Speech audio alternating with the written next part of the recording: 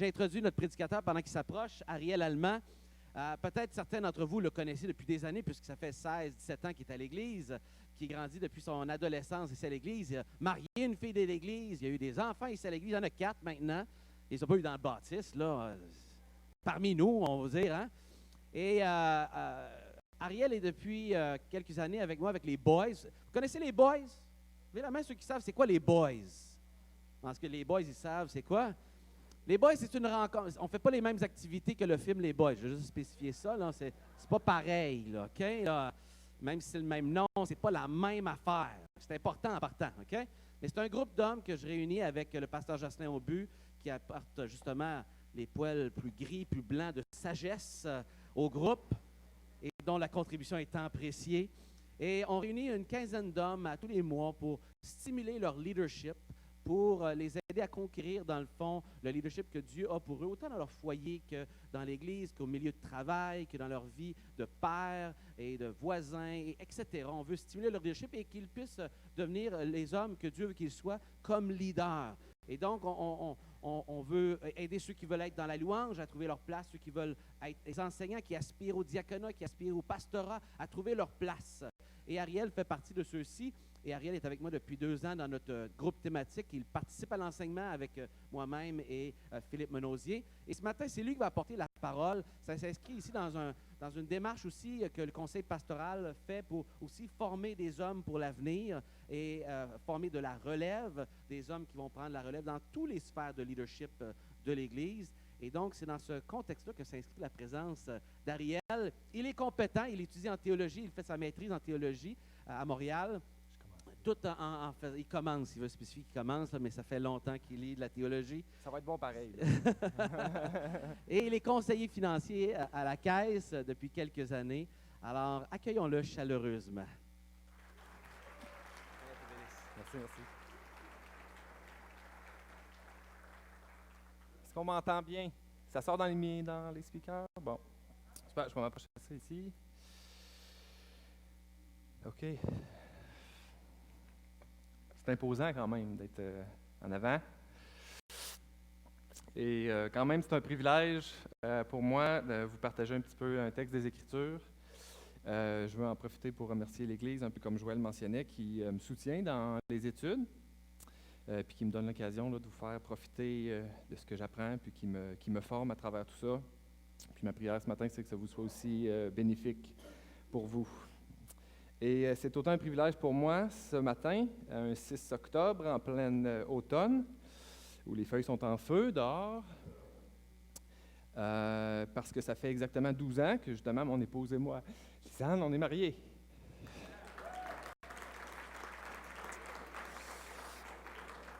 Et on s'est rencontrés ici même, dans cet auditorium, fait que ça fait spécial.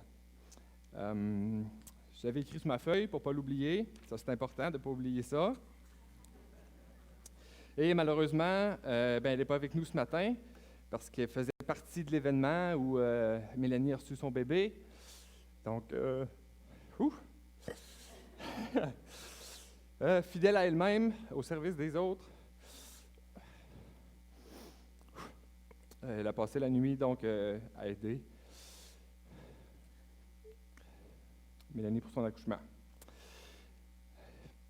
Et donc, ce matin, je poursuis la série que Joël a commencée dans Genèse. On a vu dans les dernières semaines Joël qui nous a partagé chapitres 1 et 2. Et ce matin, on va toucher au chapitre 3. Vous voyez le titre, « L'origine du mal ». Et donc, c'est un gros morceau, c'est un chapitre important. Et quand Joël m'a proposé un dimanche matin pour vous apporter la parole, il m'a donné 2 choix. L'action de grâce, je pouvais aller avec le sujet de mon choix, ou m'attaquer à Genèse 3. Puis, ce n'est pas un hasard, je pense. Le Seigneur m'avait formé au printemps à étudier la nature de Dieu, la création et la chute. Et je pense que ce n'est pas un hasard. Donc, c'est un gros morceau, l'origine du mal et de la souffrance. Le mal qu'on subit, par exemple la maladie, mais aussi celui qu'on cause, le péché. Ça peut être un sujet lourd. En même temps, le chapitre de Genèse et simple, mais à la fois, il y a tellement de stock qu'on peut en tirer, méditer. Dans un texte qui peut paraître assez mythique, symbolique même, mais je crois qu'il est écrit, que ce qui est écrit en Genèse, ça s'est produit tel qu'on nous le rapporte dans les Écritures. Que le livre est historique, mais en même temps, comme on le voit dans plusieurs autres textes des Écritures, il y a souvent un sens plus profond, symbolique. Et l'histoire qu'on lit représente des réalités qui sont aussi spirituelles. Un serpent qui parle, qui aura une descendance, qui va lutter avec la descendance des hommes. Un arbre dont le fruit donne de la connaissance. Donc, on va creuser un peu ça ce matin ensemble. Il y a une spirale aussi dans le texte qu'on va voir à partir du fin du chapitre 2, où les événements se produisent à partir de Adam. Ensuite, on voit Ève, le serpent est introduit. Ensuite, on voit ce qui se passe avec le serpent, Ève, Adam. Dieu intervient et l'histoire reprend avec Adam, Ève, serpent, dans cet ordre-là. Et ça finit finalement à l'inverse. Donc, il y a une spirale dans le texte. Et il y a aussi, on voit les conséquences que Dieu applique à la chute de l'homme. Et chacune des conséquences reflète un peu ce qui a été fait par chacune des fautes. Donc, chapitre 3, l'humanité prend toute une débarque. L'humanité, avec un grand H, a failli. L'homme a fait entrer le mal, la mort et la souffrance dans le monde. C'est donc, à mon sens, un des chapitres les plus importants pour comprendre pourquoi le monde est tel qu'on le voit aujourd'hui. Et les conséquences qu'il a reçues, on les subit aussi aujourd'hui. Ça pose déjà une grande question. Pourquoi la Bible me dit que je subis aujourd'hui les conséquences de ce qu'Adam et Ève ont fait? Pourquoi est-ce que je dois subir la même mort qu'eux et qu'à cause de cette chute, c'est impossible pour moi de faire parfaitement le bien et être juste devant Dieu? Je sais très bien que chacun individuellement, on fait des fautes volontairement et que c'est suffisant pour être jugé par Dieu. On ne peut pas se présenter devant Dieu et dans notre conscience se sentir parfaitement juste. Bien, peut-être certains y arrivent là, mais je pense que ce n'est pas la majorité. Et je comprends aussi que dans sa présence, il ne peut pas y avoir de mal. Il est le Dieu juste et bon. Mais Genèse 3, quand on lit comme il faut, ça ne dit pas justement que le péché est entré dans le monde à cause d'Adam. Ce n'est pas à cause d'Adam qu'on est rendu justement pécheur. Paul nous dit en Romains 5, au verset 17 et 18, « Par l'offense d'un seul, la mort a régné par lui seul. » Et un petit peu plus loin, il va dire, « Par une seule offense, la condamnation a atteint tous les hommes. » Est-ce que ça sonne juste à vos oreilles? C'est une grosse question. Dans le fond, comprendre le chapitre 3, c'est important aussi pour expliquer la bonne nouvelle à nos familles, à nos collègues de travail. Pourquoi est-ce qu'ils sont condamnés devant Dieu? Pourquoi est-ce que Christ est nécessaire? Pourquoi est-ce que Christ est nécessaire s'il pouvait faire le bien que Dieu demande? Donc, ça nous aide aussi à comprendre pourquoi on agit comme on agit et les motifs de notre cœur. Le texte en lui-même, brut, il ne donne pas nécessairement toutes les réponses. Il raconte les événements qui se sont produits, mais il faut méditer avec le contexte et le reste des Écritures pour nous aider à y voir plus clair. Et je ne prétends pas ce matin que je vais vous donner toutes les réponses, mais je peux vous partager certaines pistes en espérant que ça va vous donner des outils pour continuer à cheminer avec Dieu. Parfois, comprendre la maladie ou la source du problème, c'est le premier pas vers la guérison. Donc, deux principales vérités que je vous propose de regarder ce matin, l'origine du mal, mais aussi la culpabilité humaine à travers ça. Comment est-ce qu'on la comprend bien? Donc, ça, c'est censé fonctionner. C'est-tu le gros bouton en haut? Ah, voilà. Donc, problème du mal, c'est sûr qu'on touche à des événements qui se produisent, qui nous font réfléchir. La première photo que vous voyez, une photo célèbre qui a fait le tour du monde. Donc, un enfant mourant sur le point de se faire attaquer par un vautour. Donc, qui représente aussi les famines que l'Afrique a connues. Un économiste suisse, Jean Ziegler, avait écrit que l'économie actuelle pouvait nourrir 13 milliards de personnes et que chaque enfant qui mourait de faim était un enfant assassiné. principalement à cause de la spéculation boursière. C'est ce qu'il défendait dans ses livres. Le photographe a pleuré devant la scène et a même parlé à Dieu. Et en 1994, il s'est enlevé la vie. Il a écrit « Je suis hanté par de vifs souvenirs de meurtres, des corps, de la haine, de la souffrance. » On peut se dire que c'est éloigné de nous comme situation, mais au Québec, et c'est sorti dernièrement dans les nouvelles, on a atteint le cap des 100 000 signalements à la DPJ, le cap historique, dont plus de 40 000 ont été retenus. Pas un, pas 5, 40 000. Et un cas qu'on a vu récemment dans les nouvelles, et on va revenir un petit peu plus tard, un Montréalais, Sofiane Gazi, est accusé d'avoir poignardé sa conjointe qui était enceinte de 9 mois avec une fourchette à viande à 19 reprises. Et même de le nommer, hein?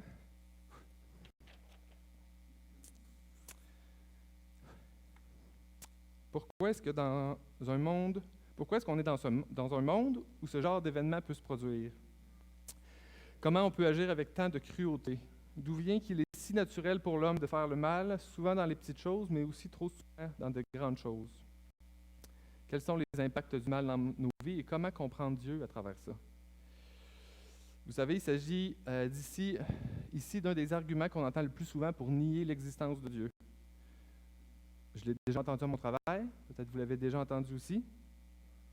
Comment se fait-il qu'il y ait dans ce monde tant de mal alors qu'il y aurait un Dieu parfaitement bon et tout-puissant à son origine? S'il est bon et tout-puissant, pourquoi est-ce qu'il n'arrête pas le mal? C'est même un des éléments repris dans plusieurs philosophes pour nier Dieu. Il était à la limite capable d'accepter que les adultes qui font consciemment du mal peuvent vivre de la souffrance, mais il n'arrive pas à résoudre le problème de la souffrance des enfants. Je vous lis une citation d'un auteur que j'ai lu cet été. Dostoïevski, c'est un auteur russe, catholique, orthodoxe. Rassurez-vous, je ne vais pas vous lire en russe. En parlant de la chute et des conséquences de la chute, qui dans le fond Dieu donne des conséquences par justice et pour rétablir l'harmonie. C'est le mot qu'il utilise pour parler de la justice de Dieu. Il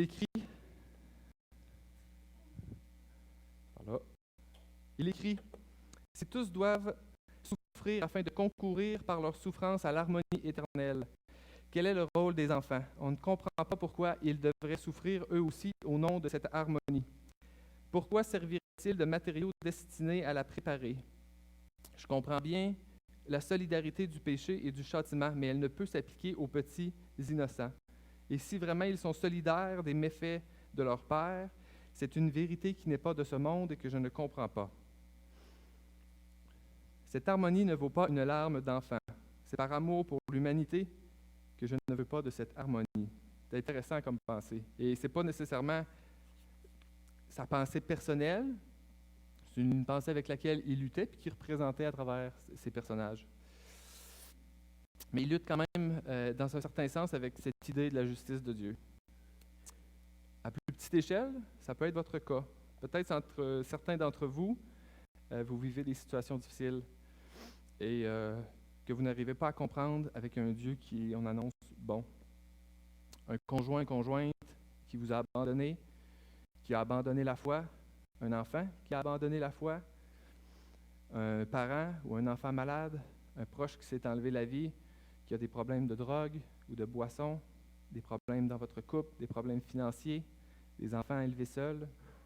Des fois, ça fait difficilement du sens.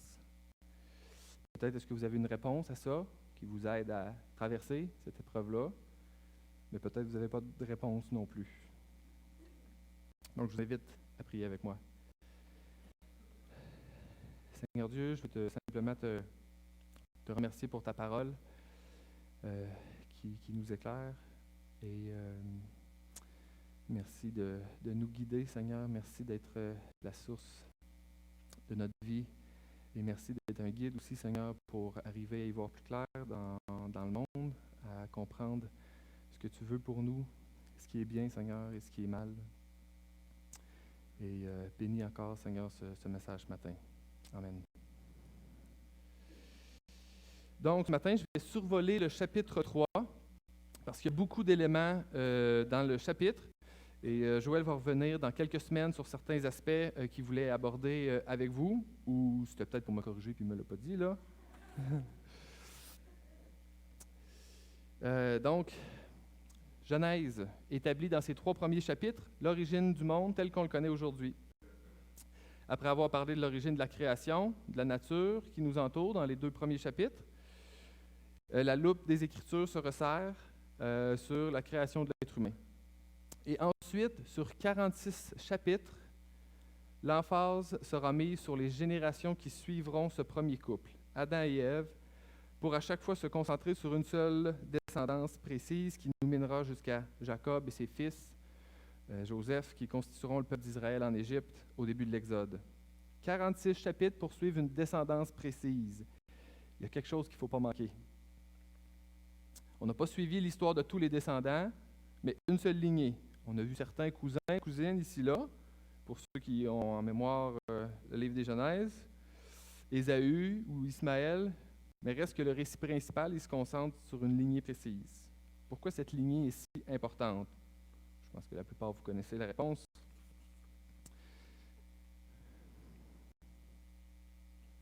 On l'a passé ici. Donc, c'est vraiment un thème important dans Genèse. On le voit débuter au chapitre 2, verset 4. « Voici l'origine du ciel et de la terre. » Mais le mot pour origine peut être traduit par engendrement, de façon plus littérale, ou dans tous les autres versets qui vont suivre, va être traduit par postérité. Chapitre 5, verset 1. « Voici la postérité d'Adam. » Chapitre 6, verset 1. « Voici la postérité de Noé. » Chapitre 10, verset 1. « Voici la postérité des fils de Noé. » Ainsi de suite. Ensuite, le livre de Genèse va passer 13 chapitres où on va voir la relation entre Abraham et Dieu, où Dieu annonce une promesse importante à Abraham que par sa descendance, toutes les nations vont être bénies. Mais au chapitre 3, ce thème des générations ou des descendances est abordé pour la première fois. Le début de l'histoire de ces descendances est annoncé sous la forme d'une guerre entre 2 descendances que nous allons examiner de plus près.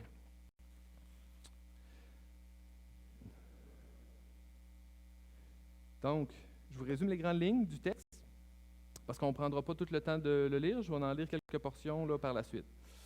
Donc, un nouveau personnage nous apparaît, le serpent. Il remet en question la parole de Dieu sur ce qu'il avait défendu au chapitre 2, soit de manger l'arbre de la connaissance du bien et du mal. Jamais le serpent va proposer directement à Ève de manger du fruit défendu, mais elle va en prendre quand même, en donner à Adam, puis les deux vont avoir honte de leur nudité. Ils vont se cacher en se couvrant de feuilles. Dieu intervient, il questionne Adam et Ève. Il applique des conséquences à chacun, incluant le serpent. Adam explique le nom d'Ève. Dieu va changer ensuite leur habit et Dieu va prononcer un jugement final. J'aime le schéma là, que je vous présente au PowerPoint. Donc, on a au verset 1 à 5 la tentation, verset 6 à 7 la chute, verset 8 à 13 on a l'interrogatoire, versets 14 à 19, les conséquences. Versets 20 à 21, la miséricorde. Et versets 22 à 24, le jugement. C'est intéressant de noter que le récit prend la forme d'une faute commise suivie d'un tribunal. Il y a un événement qui se passe. Ensuite, les témoins se font entendre, puis une sentence est prononcée. Après que le livre de Genèse nous a présenté un Dieu créateur, un Dieu d'amour, un Dieu artiste dans sa création, on voit au chapitre 3 un Dieu qui juge en prenant en considération les faits. Dieu, il connaît les faits, mais il nous fait savoir qu'il en tient compte. Dieu n'est pas arbitraire. Donc, je commence ma lecture au verset 25 du chapitre 2. Pourquoi je commence un petit peu plus haut dans le chapitre? Bien, on se rappelle que le texte original, il n'y a pas de chapitre, il n'y a pas de verset.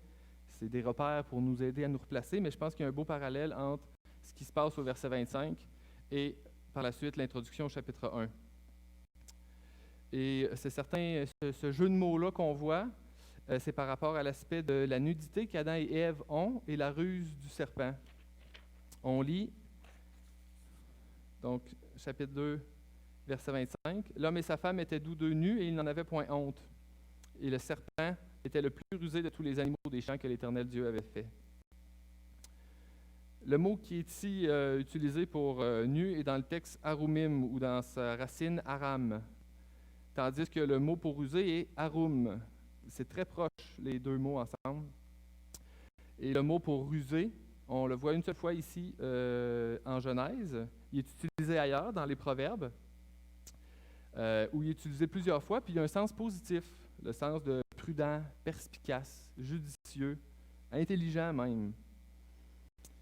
Mais ici, on le traduit plus comme en Job, où est-ce qu'il y a un sens plus négatif, une ruse, surtout parce qu'on voit dans la suite du récit ce que le serpent a fait. Mais ça serait difficile de trancher là, vraiment, est-ce que le sens ici est négatif ou péjoratif, mais je pense qu'il y a des indices par la suite qui nous aident à voir que le sens serait plutôt positif. Parce que si le sens, premièrement, est négatif, mais ça voudrait dire que tous les animaux avaient cet aspect-là négatif en eux, parce qu'on lit dans le texte, il était le plus rusé de tous les animaux, donc tous les animaux avaient cet aspect-là. Mais ça cloche plus ou moins avec ce qu'on entend du récit de la création, parce que tout ce que Dieu avait créé, c'était bon. Fait que ce n'est pas nécessairement négatif ici. Je vais vous lire les passages qu'on va plus cibler ce matin. Donc, je vous lis versets 1 à 7. Et dans le fond, les passages que je vous lis, c'est vraiment les passages sur lesquels on se concentre. Donc, le serpent était le plus rusé de tous les animaux que l'Éternel avait fait. Il dit à la femme, « Dieu a-t-il réellement dit, vous ne mangerez pas de tous les arbres du jardin? » La femme dit au serpent, « Nous mangeons du fruit des arbres du jardin, mais quant au fruit de l'arbre qui est au milieu du jardin, Dieu a dit, vous n'en mangerez pas et vous n'y toucherez pas, sinon vous mourrez. » Alors le serpent dit à la femme, « Vous ne mourrez pas du tout, mais Dieu sait que le jour où vous en mangerez, vos yeux s'ouvriront et que vous serez comme des dieux qui connaissent le bien et le mal. » La femme vit que l'arbre était bon à manger, agréable à la vue et propre à donner du discernement. Elle prit de son fruit et en mangea, et l'en donna aussi à son mari qui était avec elle, et il en mangea. Je saute par la suite, versets 14 à 19, où on voit les conséquences. L'Éternel Dieu dit au serpent, « Puisque tu as fait cela, tu seras maudit entre tous les bétails et tous les animaux de la campagne. Tu marcheras sur ton ventre et tu mangeras de la poussière tous les jours de ta vie. Je mettrai inimitié entre toi et la femme, entre ta descendance et sa descendance. Celle-ci t'écrasera la tête et tu lui écraseras le talon. » Il dit à la femme, « Je rendrai tes grossesses très pénibles, et c'est avec peine que tu accoucheras. Tes désirs se porteront vers ton mari et il dominera sur toi. » Et il dit à l'homme, « Parce que tu as écouté la voix de ta femme et que tu as mangé de l'arbre dont je t'avais défendu de manger, le sol sera maudit à cause de toi, c'est avec peine que tu en tireras ta nourriture tous les jours de ta vie. Il te produira des chardons et des broussailles, et tu mangeras l'herbe de la campagne, et c'est à la sueur de ton visage que tu mangeras du pain jusqu'à ce que tu retournes dans le sol d'où tu as été pris, car tu es poussière et tu retourneras à la poussière. » Et je saute au verset 22. L'Éternel Dieu dit, « Maintenant que l'homme est devenu comme l'un de nous pour la connaissance du bien et du mal, évitons qu'il tende la main pour prendre aussi de l'arbre de vie, en manger et vivre éternellement. » L'Éternel Dieu le renvoya du jardin d'Éden pour qu'il cultive le sol d'où il avait été tiré. Et après avoir chassé l'homme, il mit à demeure à l'est du jardin d'Éden les chérubins et la flamme de l'épée qui tournoient pour garder le chemin de l'arbre de vie.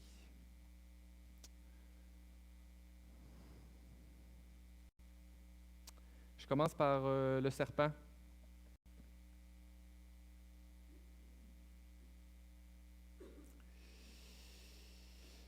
Le livre de Genèse, au complet, nous parlera très peu pour en dire plus sur le serpent. Tout ce qu'on sait, ou tout ce qu'on va remarquer dans le texte, c'est qu'il est un ennemi, un menteur. Il connaît l'arbre de la connaissance du bien et du mal et ses effets. On voit qu'il aura une descendance mauvaise et qu'il sera un animal maudit. C'est le reste des Écritures qui vont nous aider à l'identifier clairement. Apocalypse 12:9 nous dit, « Et il fut précipité, le grand dragon, le serpent ancien, appelé le diable et Satan, celui qui séduit toute la terre. » Et on voit la même chose dans Apocalypse 22, et Il y a beaucoup de parallèles entre le livre de Genèse et le livre de l'Apocalypse.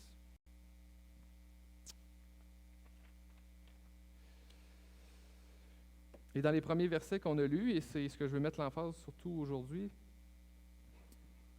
il y a une emphase vraiment importante sur l'impact du fruit défendu, et je pense que c'est vraiment un élément crucial à comprendre. À plusieurs reprises, le texte qu'on a lu souligne « leurs yeux s'ouvrent, ils acquièrent de la connaissance, l'intelligence s'ouvre, il apporte quelque chose à l'humanité. » Il n'enlève pas. Il n'empêche pas l'homme de faire le bien, ni le force à faire le mal. On n'a pas d'indication ici que de manger de l'arbre du fruit défendu a changé la nature humaine. Un être humain avant la chute, c'est un être humain après la chute. Est-ce que je suis en train de dire que la chute n'avait pas d'impact sur le genre humain? Absolument pas. On va y revenir, il y a un impact crucial. Avant, je reviens avec vous. Je suis tout le temps une diapo en retard, hein? Je reviens un petit peu sur la justice de Dieu et son jugement. Je trouve intéressant quand même de noter que de voir comment Dieu questionne Adam et Ève. Il les pousse à admettre leur faute. Il leur glisse pratiquement la réponse à la bouche quand il demande « Qui t'a appris? As-tu mangé de l'arbre? » On les voit au verset 7 à 13. Et Dieu, il sait ce qui s'est passé. Il fait juste nous montrer ce qu'il cherche. Dieu cherche la confession. Et avez-vous remarqué ce que Dieu fait avec le serpent?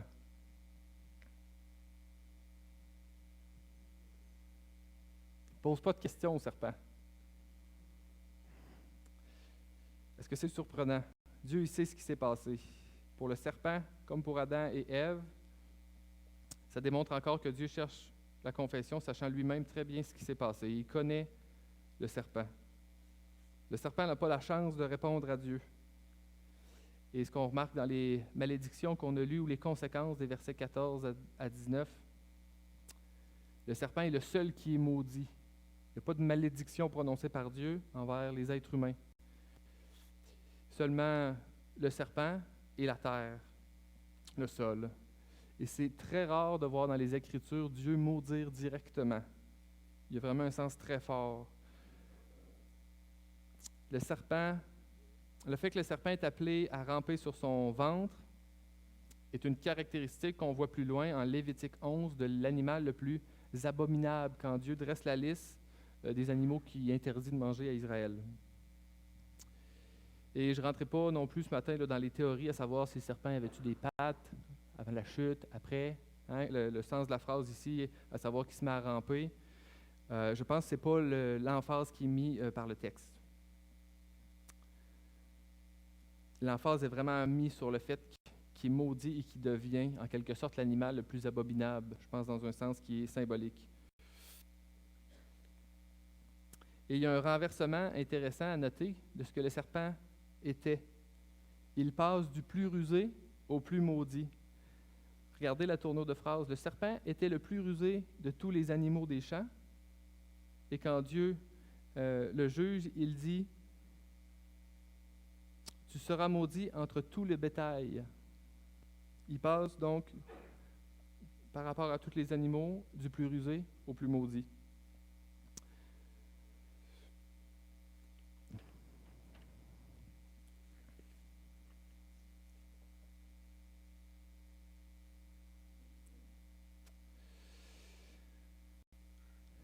Pour le verset 15, je mettrai une initiée entre toi et la femme, entre ta descendance et sa descendance. Celle-ci t'écrasera la tête et tu lui écraseras le talon.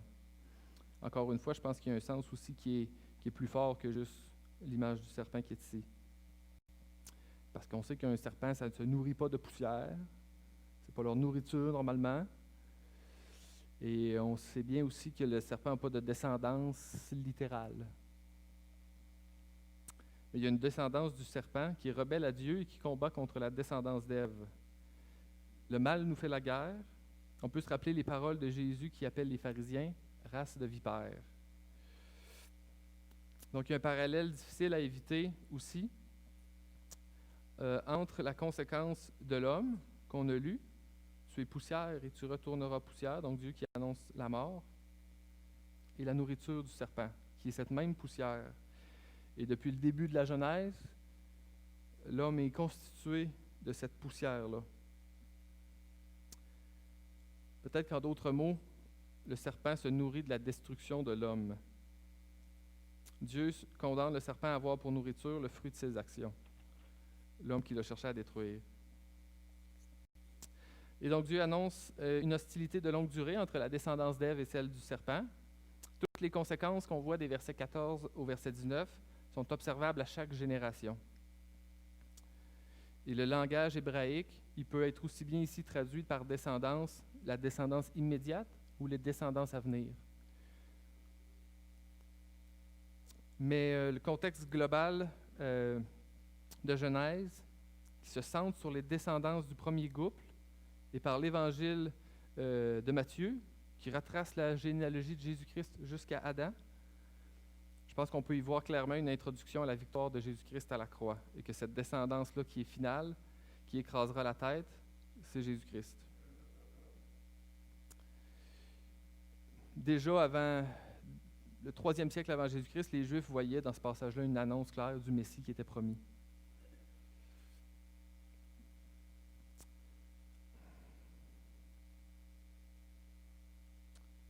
1 Jean 3,8 nous dit « Celui qui pêche est du diable, car le diable pêche dès le commencement. Le Fils de Dieu apparut afin de détruire les œuvres du diable. » Et Romains 16,20 « Le Dieu de paix écrasera bientôt Satan sous vos pieds. Que la grâce de notre Seigneur Jésus-Christ soit avec vous. » Et il y a un aspect super important que je veux qu'on voit ce matin, c'est que dans Genèse, le lecteur original qui lit ce texte-là, ce qui attend comme Messie, c'est un humain, un être humain, pareil comme vous et moi, un descendant d'Adam et de Ève. Et je vais éviter, je vais sauter les conséquences plus spécifiques qui sont adressées à Ève et à Adam, parce que je pense que je vais manquer de temps.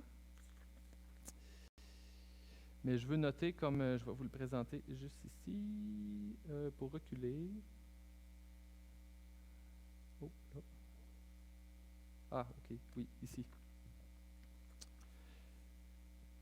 Ce que je veux qu'on retienne pour les conséquences, c'est que toutes les conséquences ont un aspect physique, mais un aspect aussi relationnel. Combat entre les descendances, combat entre l'homme et sa femme, et combat de l'homme dans son travail. Mais on arrive à un point crucial. La conséquence du péché et l'origine du mal est due qu'il y a aussi, dans le jugement de Dieu, une séparation d'avec Dieu, comme on a lu au verset 22 à 24. Par la mort et le fait que Dieu a chassé l'homme hors de son jardin. Le péché a apporté la séparation d'avec Dieu et la séparation de Dieu amène le péché.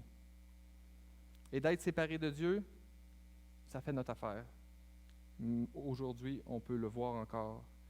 L'homme veut la liberté de prendre ses décisions sans Dieu, choisir ses valeurs ou même choisir de ne pas en avoir.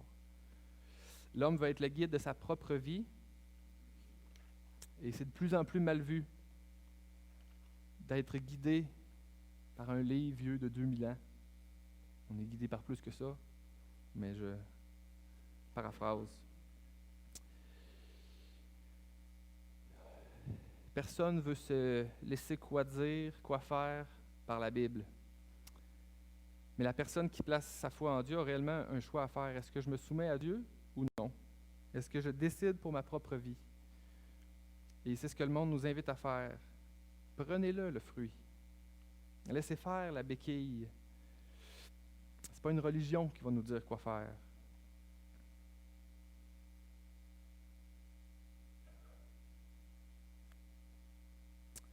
Et donc Dieu chasse l'homme et l'exile de son jardin, et par la mort, l'homme est aussi séparé de Dieu, qui est la source ultime de la vie.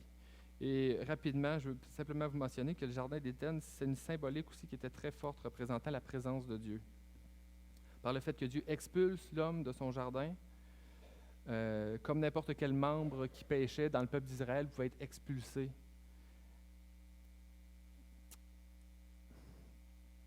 Et Dieu mentionne, je vais vous les lire parce que c'est important, maintenant que l'homme, verset 22, maintenant que l'homme est devenu comme l'un de nous pour la connaissance du bien et du mal. Donc Dieu reconnaît que ce que le serpent avait proposé à Ève, il y avait du vrai, mais il y avait aussi beaucoup de faux.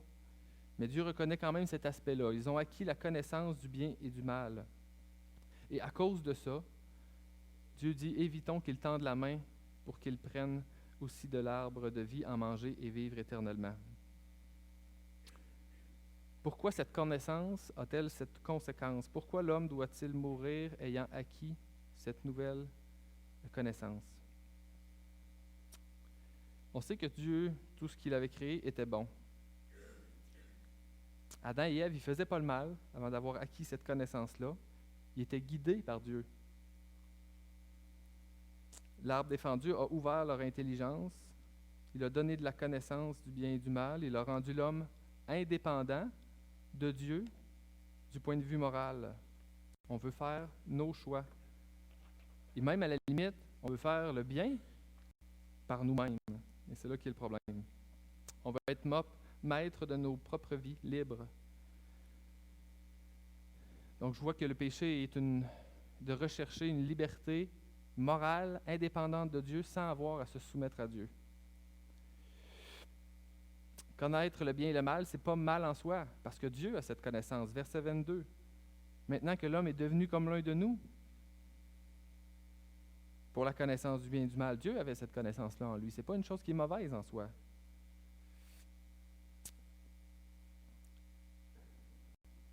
Mais qu'est-ce qui est mal? C'est d'avoir acquis cette connaissance en dehors de l'autorité de Dieu.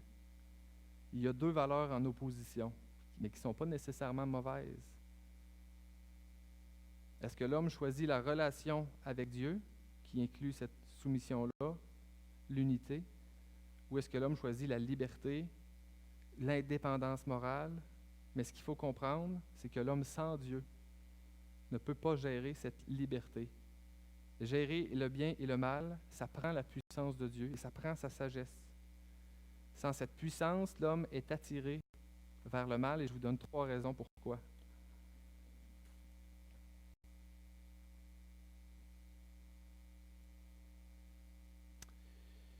Première raison, parce que Dieu est la source inévitable de notre vie, le soutien de tout ce qui existe et le soutien de nos vies du point de vue moral aussi. C'est lui qui est le guide pour qu'on puisse savoir ce qui est bien et ce qui est mal et le gérer.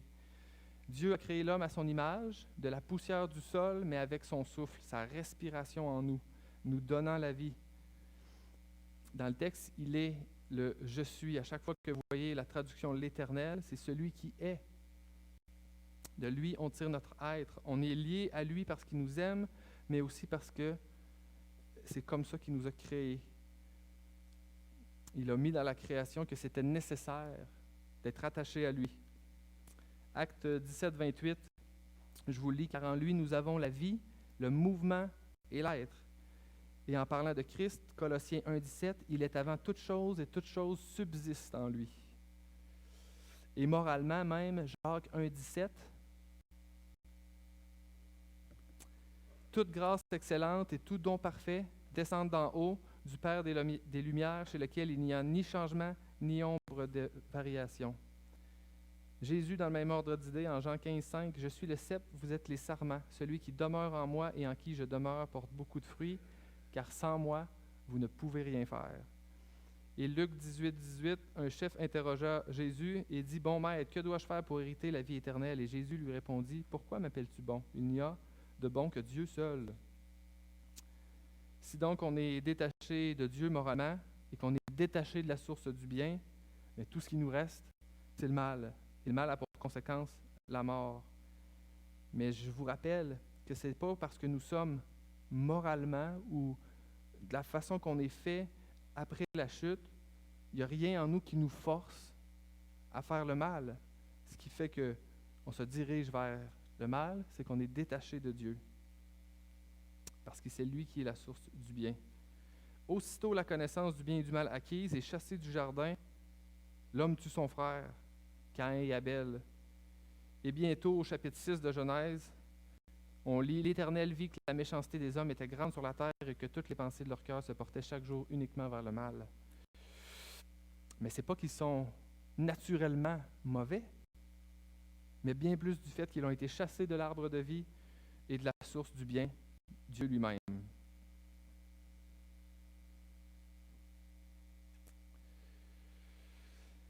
Et troisième conséquence, si Dieu n'est plus notre guide concernant le bien, nous le sommes donc chacun pour nos propres vies.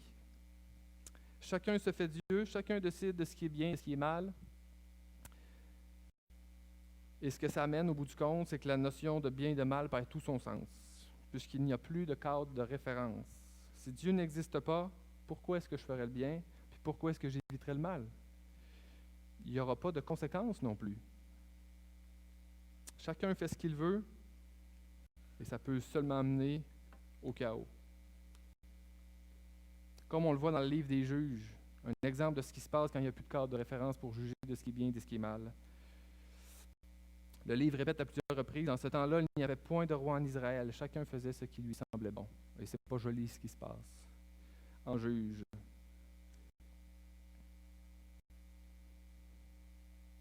Je reviens avec le cas que je mentionnais un petit peu plus tôt.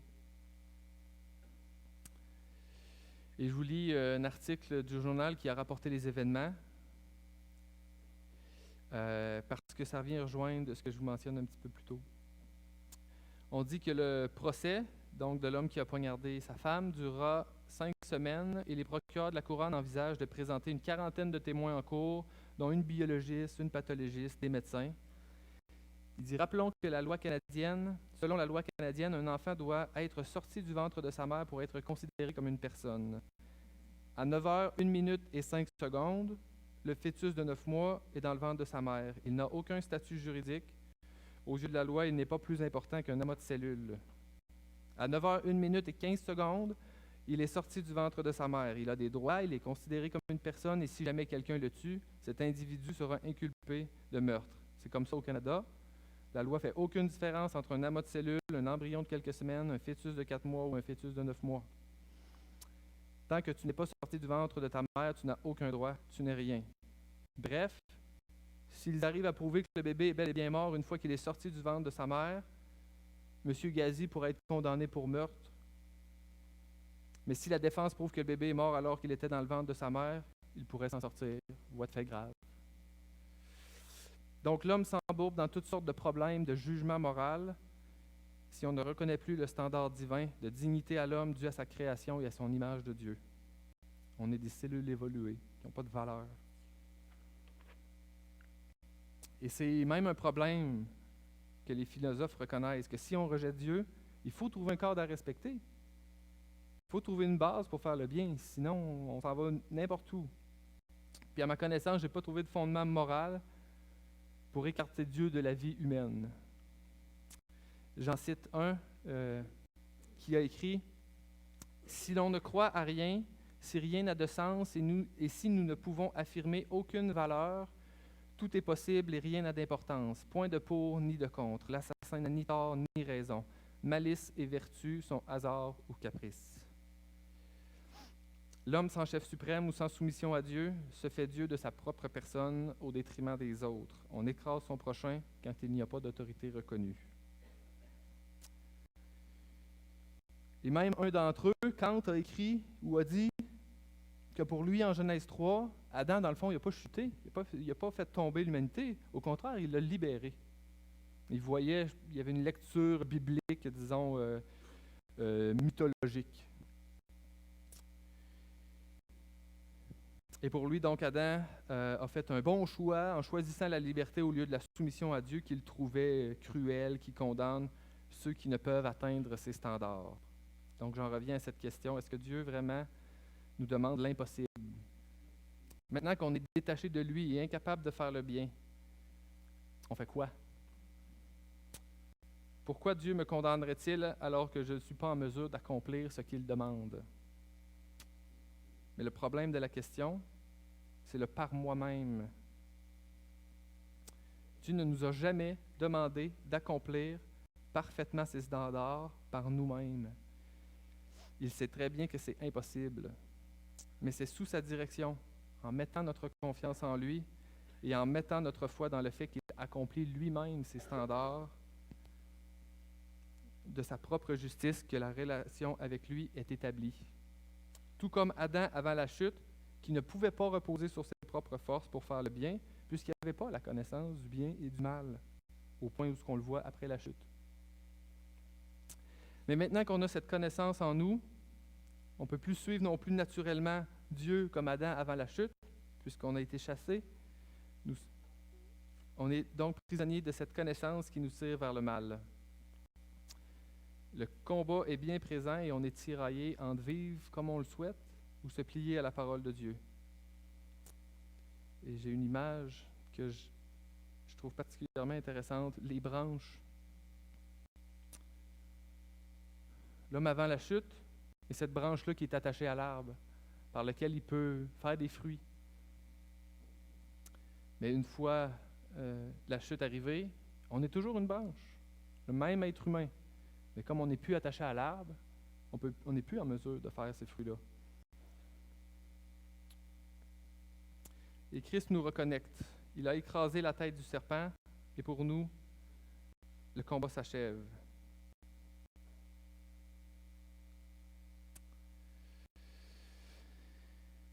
Le livre de Genèse présente celui qui écrasera la tête du serpent comme un descendant d'Ève, donc un homme comme nous, une branche. Et il avait toute l'allure d'un être humain. Et le reste de la parole, à partir de Psaume plus particulièrement, va nous éclairer davantage sur sa divinité. Mais toujours est-il ici qu'en Genèse, le Sauveur est présenté tout humain. Le lecteur de la Genèse s'attend à voir le Fils de l'homme, un Messie, Fils des hommes. Mais comme l'homme déchu n'est pas une sorte d'homme inférieur ou différent, une sorte d'homme, différent, voilà, on peut réellement savoir que Jésus-Christ nous comprend. Il est une branche, comme nous, à 100%. Il avait en lui, ou rien ne nous porte à croire qu'il n'avait pas en lui la connaissance du bien et du mal, et il a dû soumettre cette connaissance, sa volonté à Dieu. Je ne sais pas si vous êtes comme moi, mais moi, j'avais toujours eu de la difficulté à comprendre comment Christ peut être compatissant dans ses tentations ou dans nos faiblesses. Je veux dire, il y avait la puissance de Dieu en lui. Il était Dieu incarné, non? Mais Christ a renoncé à sa puissance. Et je pense que c'est vraiment important de méditer qu'il était aussi 100% homme.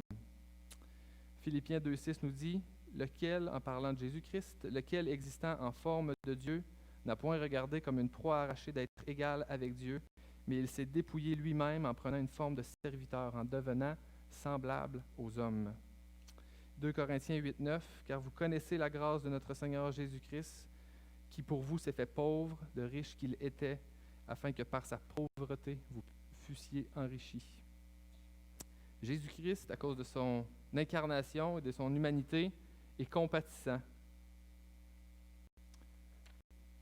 car il est venu vivre le même combat que nous contre le péché et la souffrance.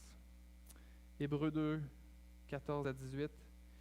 Ainsi donc, puisque les enfants participent au champ et à la chair, il y a également participé lui-même, afin que par la mort, il anéantit celui qui a la puissance de la mort, c'est-à-dire le diable, et qu'il délivra tous ceux qui, par crainte de la mort, étaient toute leur vie retenus dans la servitude. Car assurément, ce n'est pas à des anges qu'il vient en aide, mais à la postérité d'Abraham. S'il voulait sauver des anges, il se serait incarné en ange, mais c'est en homme qui s'est incarné. En conséquence, il a dû être rendu semblable en toutes choses à ses frères, afin qu'il fût un souverain sacrificateur miséricordieux et fidèle dans le service de Dieu, pour faire l'expiation des péchés du peuple. Car ayant été tenté lui-même dans ce qu'il a souffert, il peut secourir ceux qui sont tentés. Christ était comme nous en toutes choses. Il avait la connaissance du bien et du mal, une volonté propre, mais il a toujours soumis sa volonté à celle de son Père. Combien de fois il le répète? Non pas ma volonté, mais la tienne. Je pourrais décider par moi-même, mais je le rejette. Dieu avait créé l'homme pour être en relation avec lui. Aucune créature indépendante de Dieu peut être bonne en elle-même, car il n'y a que Dieu de bon. Et la bonté de la création, parce qu'on le voit, Dieu dit, tout ce qu'il avait fait était bon.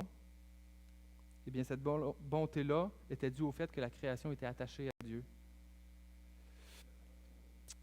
Christ est donc réellement et pleinement semblable à nous. La différence entre Christ et nous, dans son humanité, n'est donc pas une question de nature différente ou un homme plus grand, plus fort, plus de puissance. Mais au contraire, il s'est dépouillé de sa nature divine pour être rendu semblable à nous. Il a été serviteur et s'est soumis lui-même à Dieu, rejetant son indépendance morale qu'il aurait pu saisir.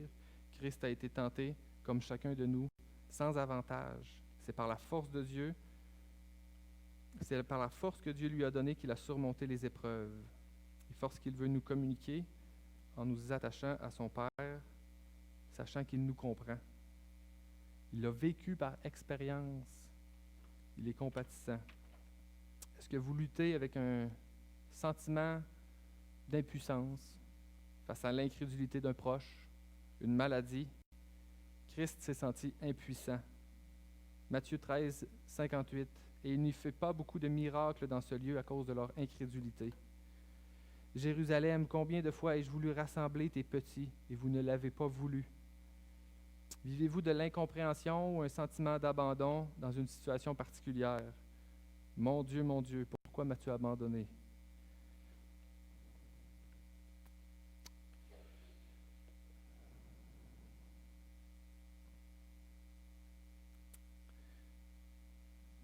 Et il y a une image que je trouve incroyable que je veux vous partager en terminant. Il y a seulement deux seuls événements dans les Écritures où Satan, le diable, tente directement l'homme de vive voix. En Genèse 3, comme on l'a vu, mais aussi lorsque Jésus va vivre ses tentations.